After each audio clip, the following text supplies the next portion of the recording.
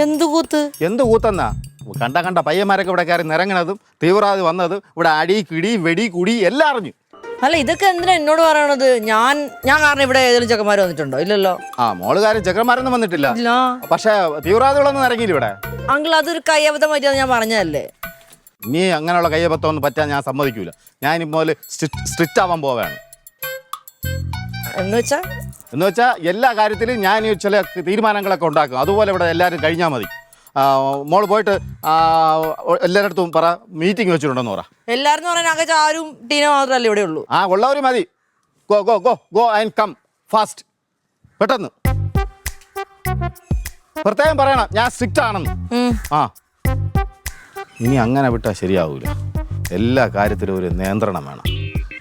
അല്ലാതെ വാലാകോല നടന്നു കഴിഞ്ഞാൽ ഇതുപോലെ മുതലാളി വീണ്ടും വിളിച്ച് എന്തെങ്കിലുമൊക്കെ പറയും. നമ്മളിവിടെ നിന്ന് മാറ്റിയാലും ചിലപ്പോൾ മാറ്റിക്കളയും.